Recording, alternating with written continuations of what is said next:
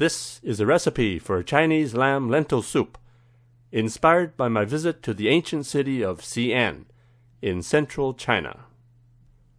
This area is known as the Muslim quarters, and I got a chance to stay here for a few days. In the early days of Silk Road trade, Muslim merchants came to China since the 7th century. Cooking here combines Chinese flavors with Middle Eastern ingredients.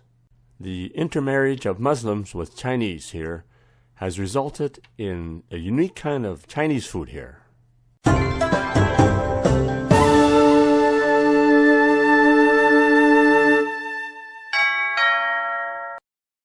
We have 3 lamb bones here, so it's about 2 pounds. So we're gonna parboil these lamb bones. It's got a lot of meat on it. When you parboil the lamb bones, you clean the impurities and some of the dirt and blood. So just leave it in the water for say 5 to 10 minutes. We got the bones in a strainer here, so just rinse it out with cold water.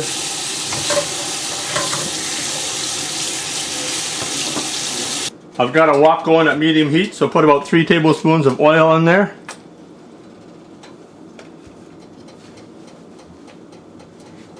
I'm going to put the lamb bones in with the meat. So give that a good sear.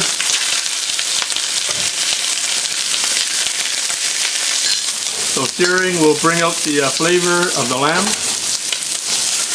You need 3 thumb-sized pieces of ginger, 2 stalks of celery cut up, an onion chopped up, 2 carrots cut in large chunks, and 8 cloves of garlic. So just put the aromatics into the wok here. We'll give them a good sear as well. So just set the wok at medium to high heat. Just give the lamb shanks and the aromatics a good sear. I've got 15 cups of water going in this pot, so bring that to a boil. So now I'm going to transfer the lamb shanks over.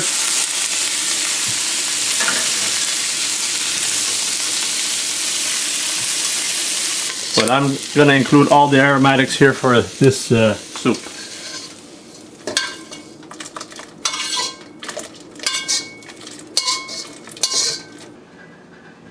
I'm using red whole lentils. So I'm going to clean the lentils first in cold water. And also pick out any impurities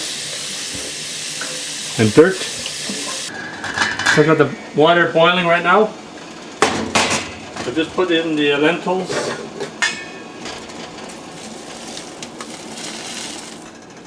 Got the lentils going at medium heat. We're going to boil the lentils for about 20 minutes before we transfer it into the soup.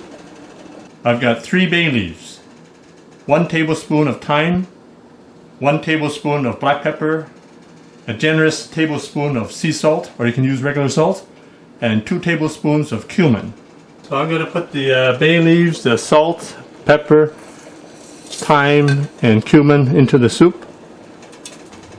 We're going to simmer the soup for 1.5 hours to 2 hours. We're going to put the lentils in to the soup in the last, say, half hour. So we're just going to cut the meat off the bones here. Pretty good meat on these bones. So just like that, cut off the meat from the bone. So I'm just going to return the meat and the bones back into the soup. So if you have too much lentil, you don't have to put it all in. So if you want a thinner soup, put less lentil in there. Oh, that's a big pot of soup there. So I got a pair of chopsticks on the rim of the pot. So there's quite a bit of soup here. So I'm going to keep it from boiling over by putting a pair of chopsticks and putting a lid on the chopsticks. You can serve the soup just like this. The lentils are still whole. But what I'm going to do is use the Vitamix to puree some of the lentils. I've used different kinds of blenders, but Vitamix makes a real strong, sturdy blender, so you can use it for different functions. I'm going to grind half the lentils so you get a smooth puree. So I've got the lentil ready for the Vitamix. We're going to blend it. We're going to puree the lentils to put back in the soup. We're just going to turn the power on. I'm going to put it say around medium. One final shot.